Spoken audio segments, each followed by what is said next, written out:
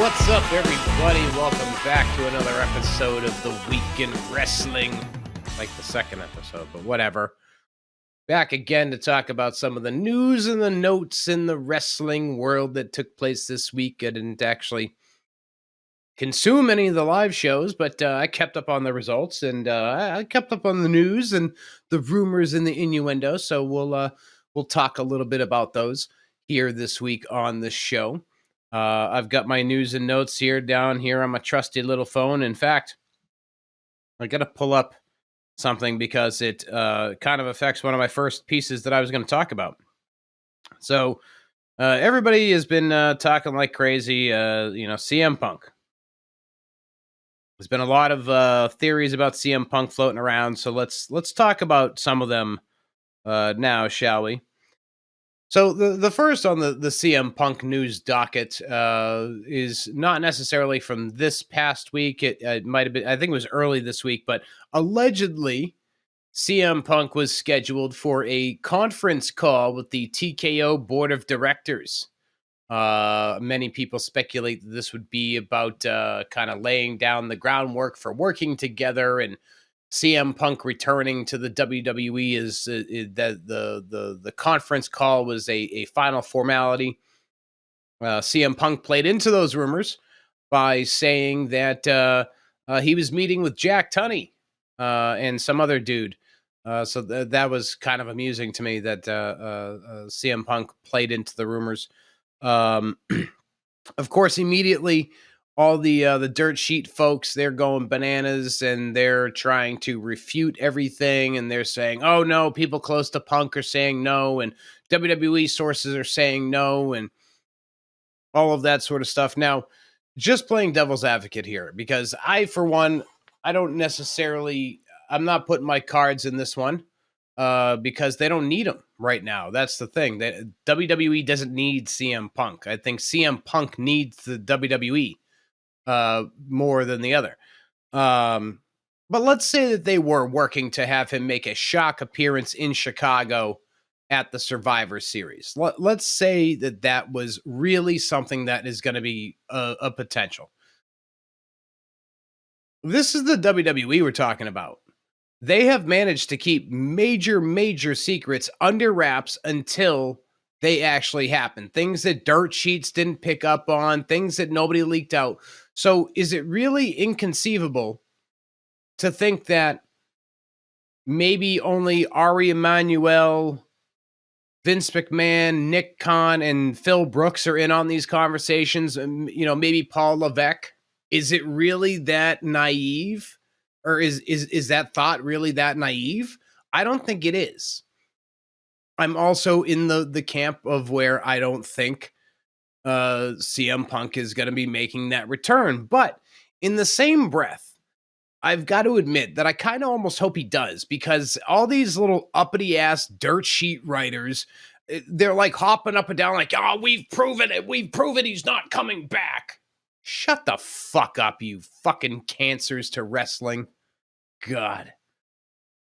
I mean, I utilize these dirt sheet sites for actual news that comes from interviews and things of that sort. My goodness, I'm glad I just checked that coffee cup lid. And if you're listening on Spotify, you have no idea what I'm talking about. If you're watching on YouTube on demand or live right now, you know that I might have just risked spilling a coffee all over myself. But man, these little dirt sheet, it's the guys. I don't see any of the female writers hopping up and down like a bunch of fucking testosterone-driven madmen. In fact, they don't even seem to be covering it. But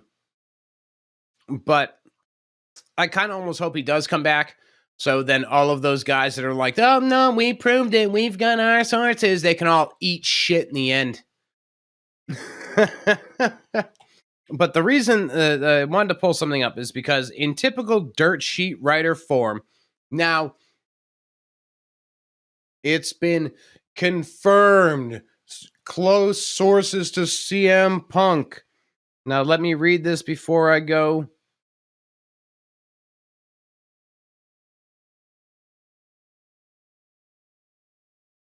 Oh, give me a fucking break. That's bullshit. So Wrestling Observer, which is I think Meltzer fuck, it basically is we've been told privately that things like fan reaction could change the internal perception. If anything, that could tank the internal perception. People that get over without the machine, they don't fucking do well. So yeah, so that was one piece of news this week is that CM Punk was allegedly having a board meeting with the board of directors for TKO. Go figure. Another big piece of news coming out of this week is, I guess, not a ton of time to spend on this one, but Carmella and Corey Graves had their baby boy. So a quick congratulations out to them. Corey Graves wasn't on SmackDown last night, spending time with his newborn child and, the mother of his kid.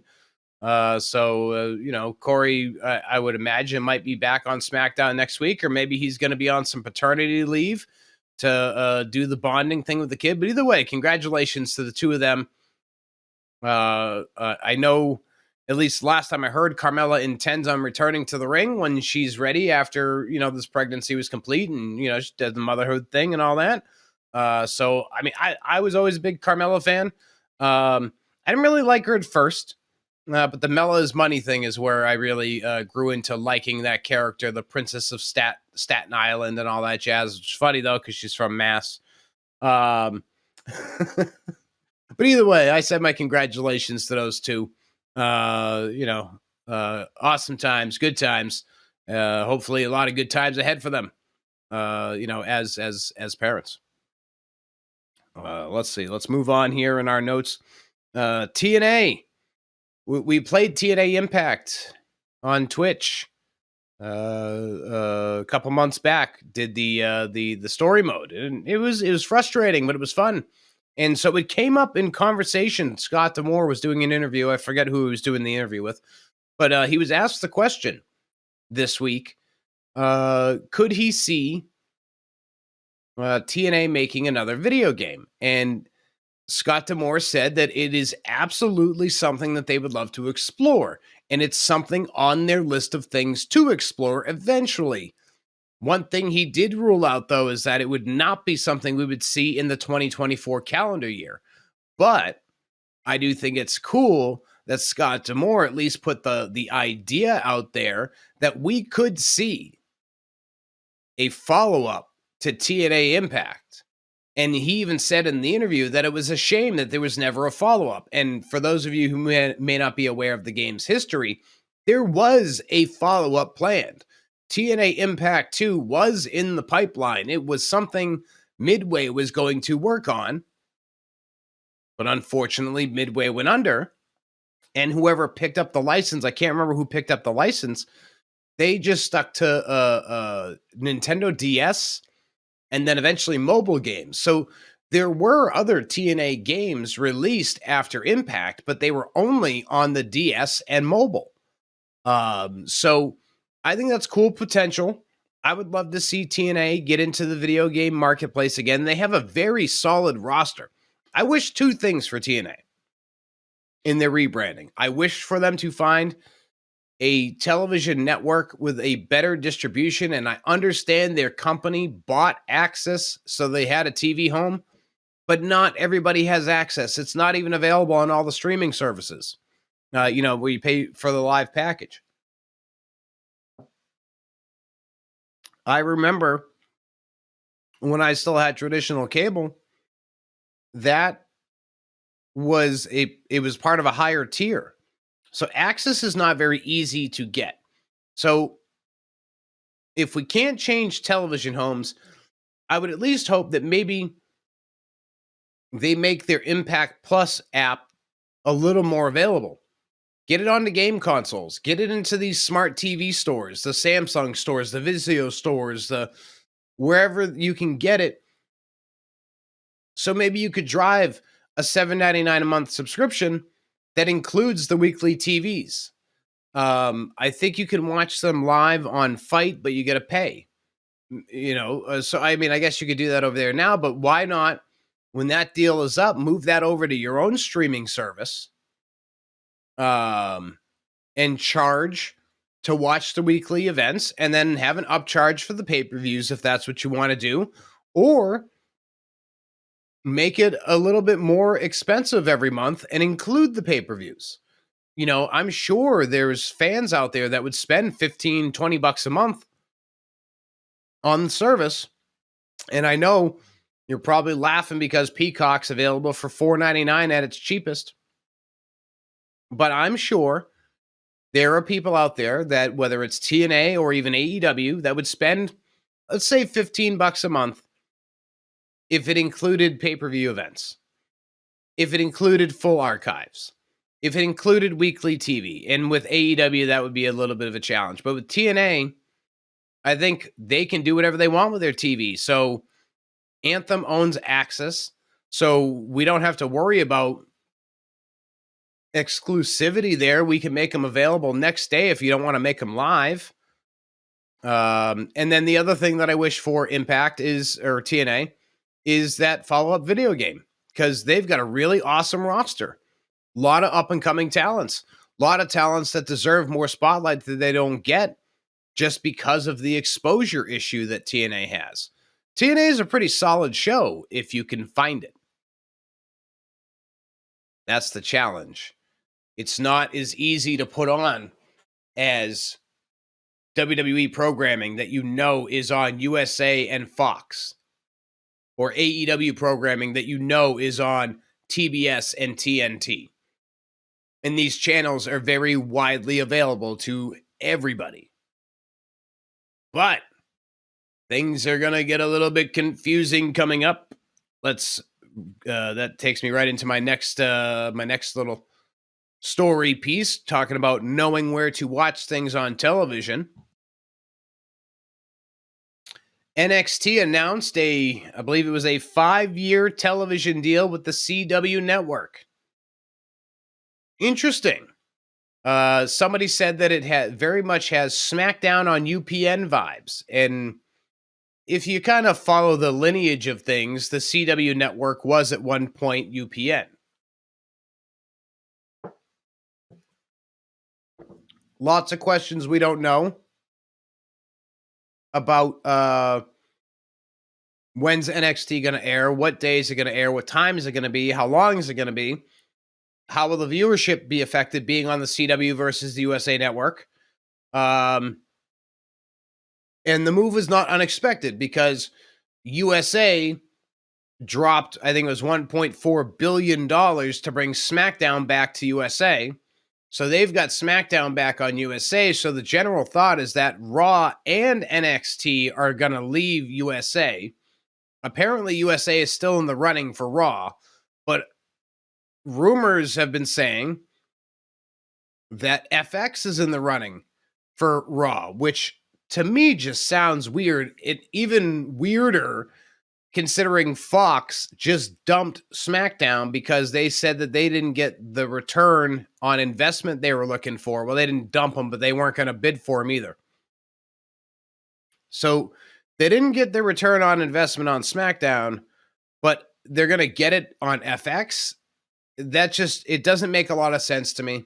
I've seen, FX is in the running. USA is in the running. Weirdly, Warner Brother Discovery is in the running somehow. Wouldn't that be bizarre if Warner Brother Discovery has both WWE and AEW licenses? I would assume there's got to be something in the AEW contracts that would prevent that. But hey, what do I know? And the more interesting thing about the NXT TV deal with the CW network is it had just recently been reported that the NWA had struck a deal with the CW network to have NWA Power air on the channel, and also a behind-the-scenes documentary that was going to be self-funded by Billy Corgan also airing on the channel. But in between that report and the NXT announcement, right here in the middle, we had a cocaine spot on pay-per-view. Yeah, that's right. We had a cocaine spot in wrestling. And apparently this upset a lot of folks and got the CW some angry messages and accelerated talks with the WWE. But the thought is well, wait a minute. They had already announced what was going on. And so people started speculating that maybe the NWA only got a streaming contract with the CW. Now, I'll talk about the cocaine spot in a hot minute.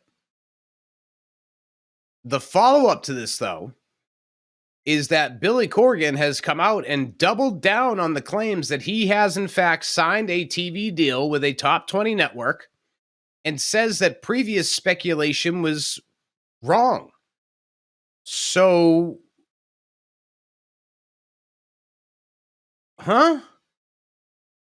like, who announced the deal? Let's look that up real fast, live as we record.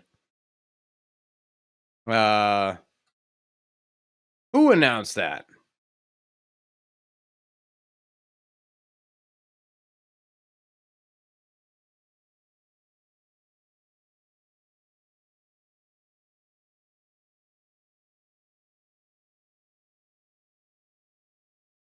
Let's see, what I want to know is who announced it. So,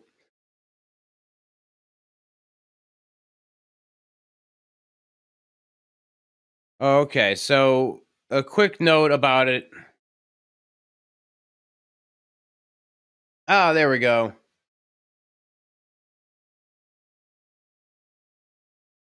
So there wasn't any official announcements yet. So that's what it was. There was no official announcements. It was basically hinted at by Billy Corgan, but nobody ever officially said the CW network. That was from the rumor mill. So sorry for the pause on that one, but there was never any official deal. So Billy Corgan doubles down and says this top 20 deal still exists. Any other speculation has been false. I'll have more coming soon. And now there's a bunch of talk about people being frustrated with Billy Corgan and his leadership. And I guess that most recent pay-per-view did some really bad numbers. The NWA has been dead since the 90s, man. Like, they can try as much as they want, but studio wrestling in 2023 just seems pretty whack. They made it look so 1986, but with brighter colors. It's just whack.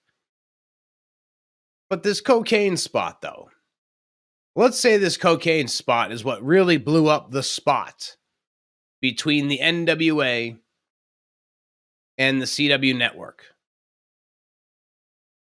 Why does wrestling get held to such a standard that nothing else on television gets held to? Literally, I can turn on an episode of Law and Order SVU and see a simulated rape in the first 3 minutes, and that's fucking okay. I can turn on a show on what's the fucking channel? Paramount, and I can see somebody shooting heroin. I can watch literal documentaries on people doing actual drugs on A&E. All of that is okay. All of those things are okay.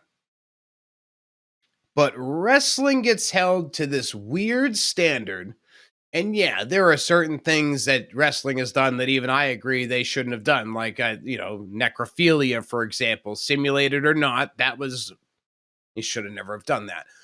But, oh my God, a guy called the Sinister Minister, Father James Mitchell, looks like the devil doing cocaine on pay-per-view. Oh my God, paint me shocked. Meanwhile, I just came from watching a fucking documentary on a guy that snorts everything that he can fucking snort. And then an hour before that, I watched an episode of SVU that focused on a brutal rape at 3 o'clock in the afternoon on USA Network. But I don't even care if the cocaine was real or if it was prop cocaine, if it was fucking powdered. Sure, I don't care. Everybody flipping their lid over a cocaine spot on pay-per-view. You can't even claim, but the kids. You had to pay money to see that shit, and apparently a lot of people didn't pay the money to see it. What's the big fucking deal? It's all a part of wrestling being held to this different standard in television. Like I said, the prime example, I bet you, if I had TV, I bet you at some point this weekend, there is a Law and Order SVU fucking marathon that starts at like 10 o'clock in the morning. Let's start the brutal rapes at 10 a.m. And that's cool. We can fucking repeat that shit all day long. But heaven forbid if the wrestler does cocaine on pay-per-view. Don't even know if it was real cocaine.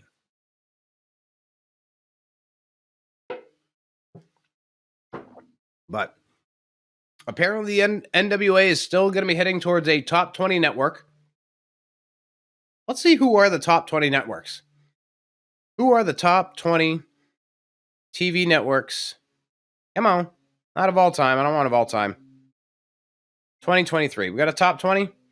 Okay, here's our top 20. This is, I don't know how reputable this is, but it's national media sports. So it may or may not be reputable, but let's see. All right, so we're in the top 20 here. All right, so if Billy Corgan is to be believed, NWA Power is going to end up on one of the following networks. And I will note the ones that they definitely won't end up on as we go because of other properties. So the number one network is Prime Video. Always a possibility. ABC, NBC, Fox News, ESPN, CBS, Fox, TBS, they're out. MSNBC, Univision, Fox Sports 1, I'd say they're probably out just because of the lack of returns on SmackDown. The Hallmark Channel, Telemundo, HGTV, CNN, Inspiration, TLC, the USA Network, the Food Network, and the History Channel. Now, I don't know. I could see the NWA fitting in real nice on TLC. Slap some NWA Power right in between a Kate plus 8 marathon with that crazy woman. That's like the last A&E show that I remember, or A&E show, the last TLC show that I remember being a thing. House Hunters or whatever, one of those little flipper deals. We have ourselves a nice little fucking House Hunter flipper marathon, and then we can watch some fucking pro wrestling on a Saturday afternoon on fucking TLC. Or maybe we can, maybe we can squeeze ourselves into HGTV and we can do behind the scenes of how we built a 1986 television studio, and then we can show you the old pro wrestling inside the ring. I don't know. I'm having fun. Or Billy Corgan is going to just strike out an appeal to all the audiences and put it on Univision. It'll be a Spanish language with English subtitles. So the American public can not only watch their professional wrestling, but also improve their reading skills. And then the Latino market is prominently featured. I'm having too much fun with this. I guess I don't believe that he really has a top 20 deal. Who's outside of the top 20? This is a list. Geez, this is a huge list. Let's see. Outside of the top 20, could see him on TV Land. Investigative Discovery. Why not? Sure. Yeah, let's put him on Lifetime, number 27. Now, here's an interesting note about FX. considering they're allegedly in the running for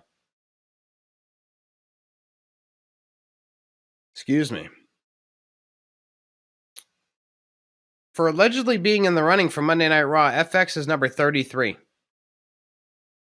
And then here's a more interesting note. CW, where the fuck did it go? CW, according to this, which was apparently just updated in October, CW is number 42. 42. And it says ranking of television networks based on the most recent aggregated ratings data. The audience figures are derived from the latest Nielsen daily, weekly, or monthly P2 plus network audience averages. Sure. I don't know what any of that means. But fun to speculate. Fun to speculate. What can I say? So let's move on with our news and notes here. I've only got a few more pieces left to talk about on this week's episode because it wasn't really a busy news week, at least not for anything I thought was interesting or that I had some zany commentary on. But first of all, I didn't know the Undertaker has a podcast. So welcome to the game, sir. Welcome to the game. Yeah, that's right. This is my yard. It's not your yard. Not yet, anyway. I'm sure you already have a bigger audience than I do, but I was here first. Yeah, I was here first.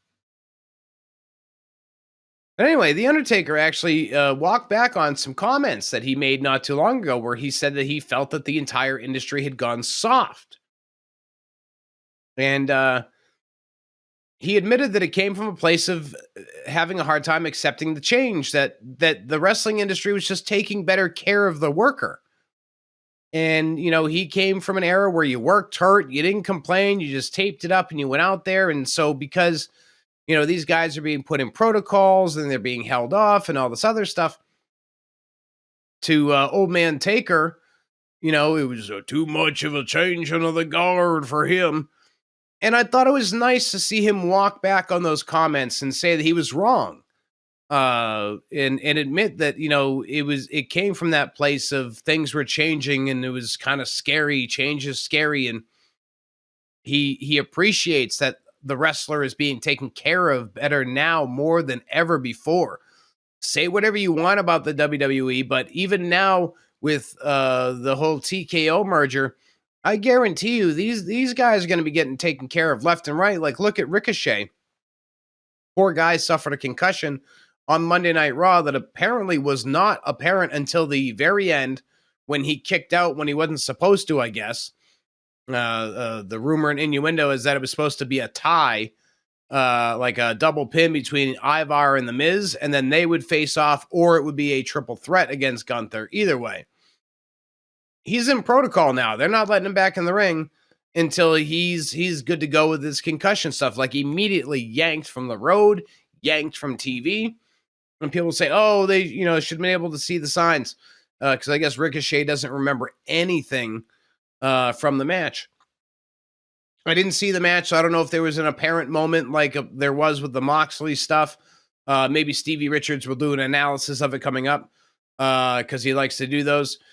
But I just thought it was cool the Undertaker walked those comments back. One of my all-time favorites. I was a little disappointed when he said the industry's gone soft because I was like, man, today's workers work really hard. That was a bummer. I did note, though, and if he did, because I didn't listen to this podcast, I got to figure out where he's got it. I think it's locked behind a Patreon, and I don't have extra money. But if it's on a feed, I'm gonna have to listen to it because maybe it just wasn't covered. But I noticed he didn't walk back his line about video games in the locker room. Personally, I never understood bringing your video games into the locker room anyway. I saw a few guys here and there that would bring like a Nintendo Switch or whatever, but at least not where I wrestle. It's not like there was monitors, people huddled around and stuff, but you know, you're on the road 300 days a year, so I'm sure shit's a lot different out in the WWE land. Another note that caught my attention this week was Mandy Rose. apparently Mandy Rose does not miss the professional wrestling industry, and with what I'm hearing she's making on OnlyFans, I can't say that I blame her. She just announced that she bought some luxurious hot tub, and I think she just bought a house for her mother, and she's making a killing in the OnlyFans world. And when she got in there, she was smart. She gave, I think it was like a 72-hour free pass into everything. Mostly everything was paywalled. And yes, I logged in. This is how I know I'm going to give a firsthand experience. Everything was paywalled. She put a couple teaser pics up, and she'd write these suggestive things trying to get you to spend. And now I will admit, she got me to spend on one of them because she advertised doing a little something to herself. And she did not do the something. I won't go into what. I won't blow up the spot completely, but let's just say that thought we were going to see the old kitty cat and a little something going on there. So she's a little bit of a hustler, and I got to give it to her. I was not willing to spend, and it was cheap enough to where, risk it, because I was kind of figuring she wouldn't be doing that sort of thing, but you never know what she could be up to now that she's not under WWE contract. I'm not above adult entertainment. Sorry for anybody. I know that's like a weird thing in the streaming world and in the content creation world. Like, you're not allowed to, I'll say it more directly, you're not allowed to like porn and be a content creator. Like, see people all the time. Like, I'm not trying to share porn on my timelines and stuff. People are like, oh, if you follow porn stars and you like porn stars, blah, blah, blah, blah. People are so repressed. But anyway, it was one of those small enough gambles. And all it was just her awkwardly like shaking her butt. And then for like 3 seconds, she does a little hand motion. But for what she wrote as the caption, did not happen. So she's a big old false advertiser. But kudos to her. I can't knock the hustle. I mean, if she is ripping people off like that, though, on the regular, by advertising one thing and then delivering another, that is pretty fucked up. And that house of cards will come crumbling down eventually, because the horny nerds will eventually smarten up and be like, wait a minute, I'm paying for this and I'm getting this. Wait a minute here. But the whole reason I covered it is because it was more of a surprise that it was in the news, and I wanted to share my ha-ha story about how basically she hustled me. What I say? I got no shame. Otherwise, I wouldn't have talked about it. I wouldn't have talked about it. I wouldn't have talked about how I bought one of her videos and it turned out to be a fucking hustle. Good for her. But why it caught my attention is like, are we really surprised? This girl's making like multiple years' salary from wrestling inside of a quarter without taking a single bump. I mean, she might take a few bumps here and there from the boyfriend in some of the content. I don't know. But you get my point. She's not taking the traditional wrestling bumps. Mandy Rose was a great, she had become a great character when they fired her. And there still seems to be a lot of controversy around that firing. I wasn't a fan of it. Like, I understood, but I still thought it was dumb. I mean, if I had to wager a guess, it was the pictures where we're simulating, or he's actually full up inside her. Those pictures where it's her and Tino Sabatelli in the shower. If I had to guess the tipping point, it was probably that, because otherwise it was like, there was a pool video where her nipples showed a few times. Like, it's not like she was out there like doing hardcore pornographic films. I mean, I don't know. And even she raised the point. She was like, WWE shared a photo of me completely naked, wrapped in 2 championship belts. That's okay. But what I was doing wasn't. That's weird. But I don't know. I guess at the time I could understand it from a PR standpoint. But personally, I think what I would have done with her, considering how much time they had invested in her, is I would have been like, hey, listen, we know this leak happened. We know that this is something you've been doing. We got to take you off TV. We got to let this cool off a little bit. and then we'll bring you back and we'll resume things. But we got to let this cool off. The firing was so very random to me. But I hope Mandy Rose and her hustle continues. I hope all those ladies, and I don't say hustle necessarily in a negative sense, although Mandy Rose, but I hope all these ladies keep making their money, because there's a big market out there for a lot of these ladies that are doing these side ventures, these Fansly sites and the OnlyFans and, all the monthly subscription deals. I love it. And I love the companies that allow them to do it. It's overall great, as long as they're not falsely advertising the stuff. Come on now. All right, let's wrap up our podcast discussion here with one last news story, though. Samoa Joe, now the former. I've thought about opening one before. I'm not gonna lie. But I think a lot of people get delusions about that, just like people get delusions about this world, the content creation world. We forget that we're ultimately broadcasting the public access numbers at best, if even. Sometimes we're not even actually broadcasting. A public access show is probably doing better than us in some cases. But don't get me wrong. Times get hard, Daddy. The times can get hard, Daddy, so maybe Daddy needs to get hard.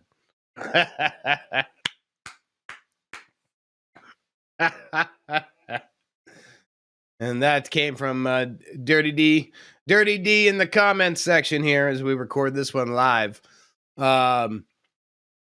Last news story before we wrap up the podcast show.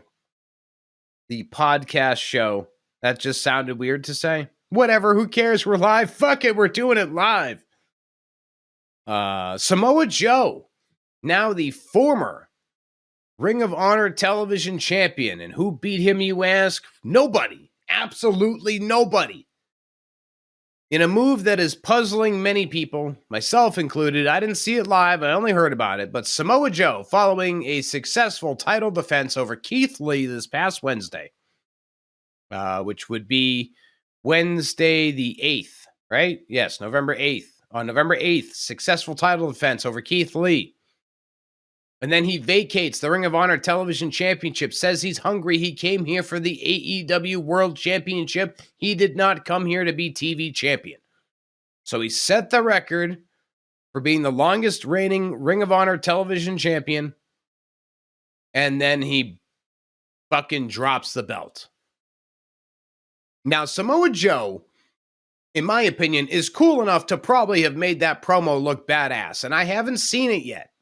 AEW typically is pretty good about putting up lengthy segments, but I haven't seen anything circulating yet. Admittedly, it was a busy week. We talked about it before the recording here. And if you come here for the Twitch live recordings, if you're listening on Spotify or watching on YouTube, there's a pregame show. We talked about why I didn't really seek things out. Samoa Joe was cool enough to probably make that promo seem very badass and make the whole idea that I'm throwing down this belt to go after the big belt. He's cool enough to make it look cool. Here's where I get worried, though, because AEW has this problem. AEW will build somebody up, build them up, and then they just fizzle them. They don't ever actually pull the trigger on the person, and then we're left with, what could have been? Ricky Starks is a prime example, who's only now just getting his footing back once again as a heel. After they built him up as a babyface, and then off a cliff he went. Wardlow starting to regain his footing as a heel after they built him up, and off a cliff he went. They got this habit of doing it. The only way that I don't forever say that this is a stupid move,